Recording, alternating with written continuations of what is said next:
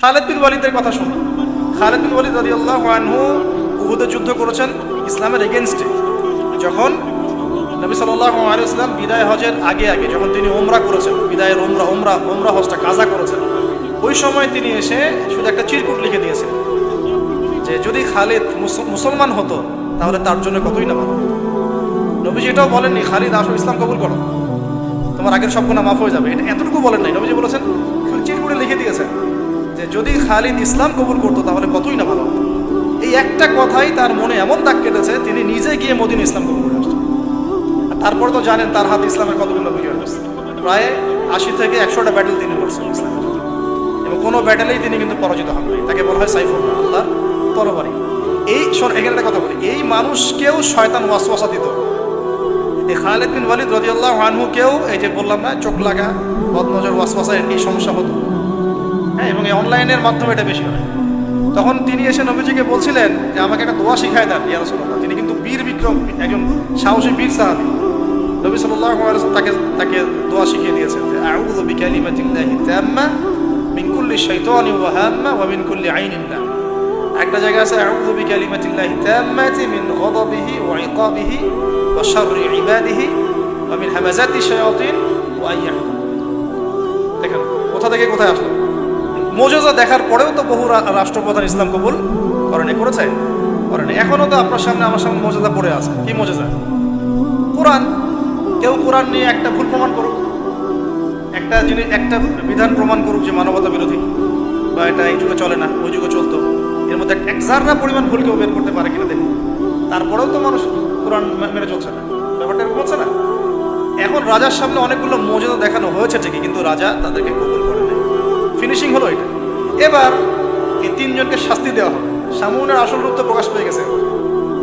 শামউনের কি আসল রূপ প্রকাশ পেয়ে গেছে। এবার তিনজনকে শাস্তি দেওয়ার প্ল্যান করা হয়েছে।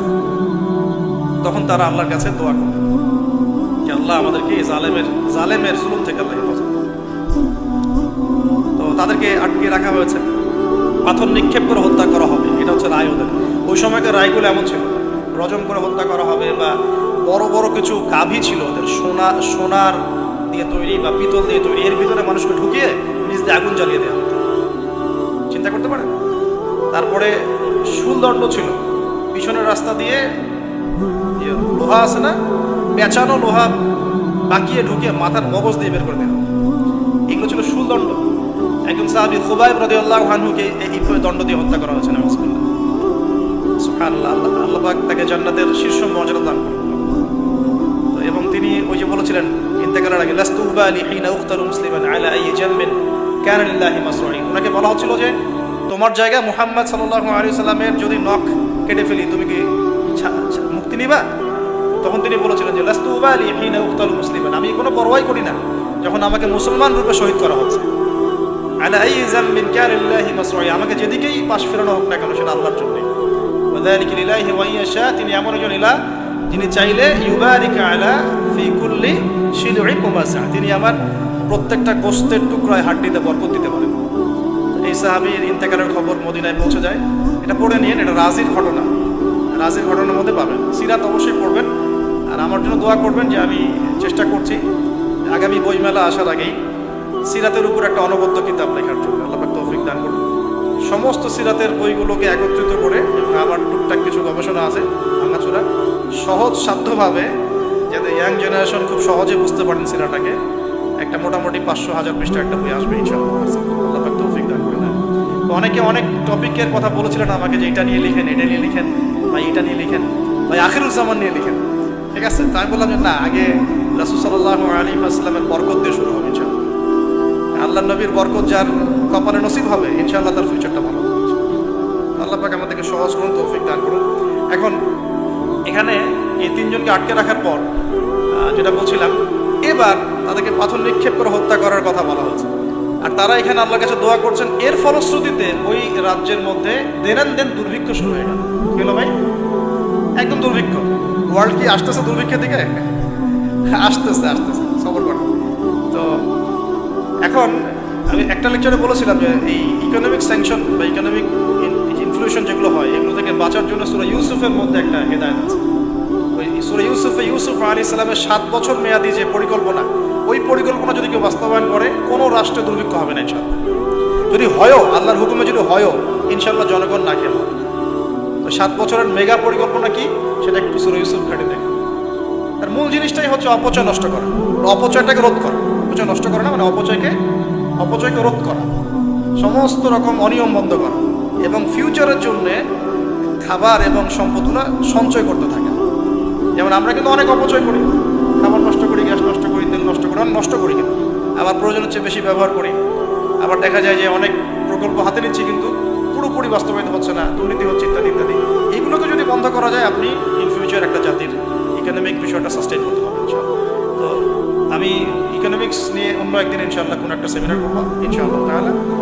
আজকে বলছি এতটুকু যে ইউসুফ আলাইহিস সালামের অর্থনৈতিক যে মেগা পরিকল্পনা 7 বছর, এটা যে নিতে পারবে, যে সমাজ, যে রাষ্ট্র গেইন করবে ইনশাআল্লাহ সাকসেস। এই জিনিসগুলো আমাদের ঊর্ধ্বতন কর্তৃপক্ষ থেকে বোঝানো উচিত, দাওয়াতটা পৌঁছানো উচিত। হয়তো বা তারা জানেন না, এমন হতে পারে যে তাদেরকে যুগের সাথে তাল মিলিয়ে কেউ বোঝাতে পারেনি এখন পর্যন্ত, এমন হতে পারে।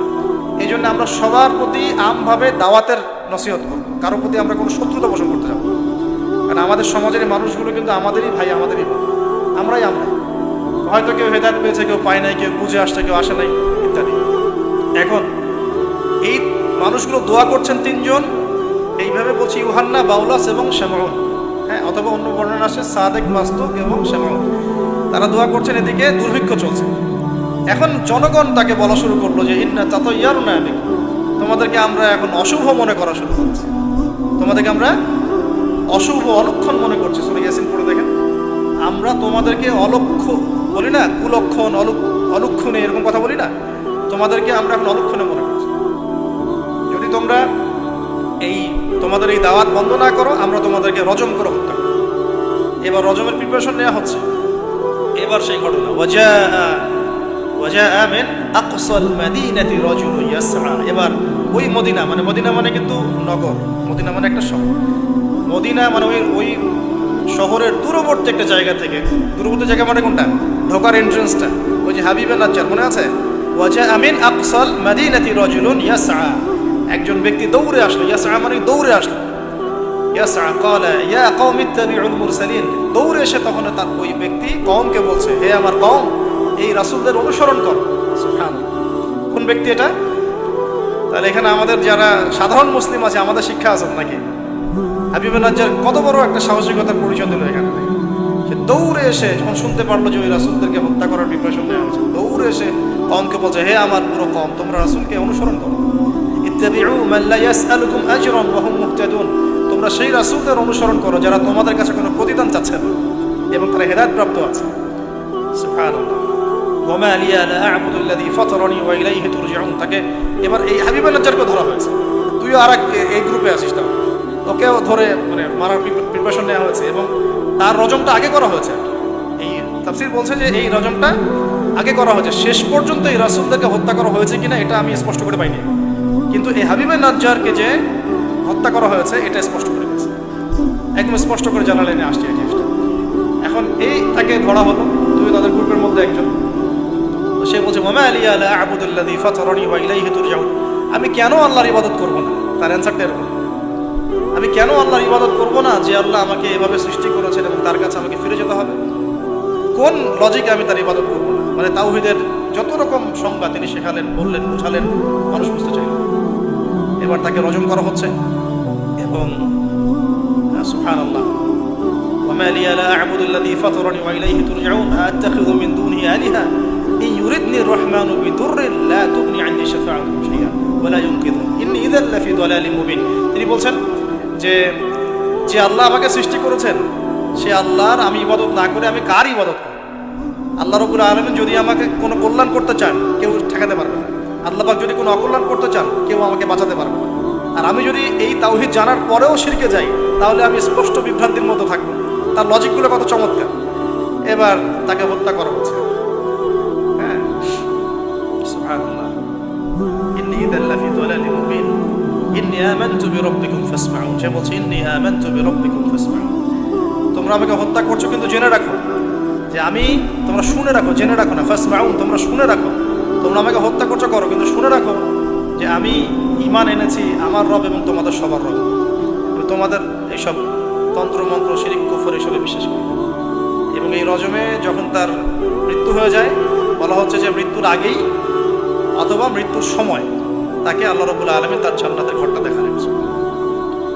এবং তাকে বলা হচ্ছে যে কিলা দুখুলিল জান্নাহ, তাকে বলা হচ্ছে কিলা দুখুলিল জান্নাহ, তাকে বলা হলো উদখুলুল জান্নাহ, জান্নাতে প্রবেশ করো। কিলা দুখুলিল জান্নাত ক্বালা ইয়া লাইতা কওমি ইয়ালামুন, সুবহানাল্লাহ, ক্বালা ইয়া লাইতা কওমি ইয়ালামুন, তখন যে বলছে হায় আমার জনপদ, হায় আমার কওম, যদি তারা জানতো, যদি তারা বুঝতো যে আল্লাহ পাক আমাকে কি পরিমাণ নেয়ামত দিয়েছেন, কোন জান্নাতে আমি আছি, এইটা যদি আমার জনগণ বুঝতো তাহলে সবাই ঈমান নিয়ে আসতো।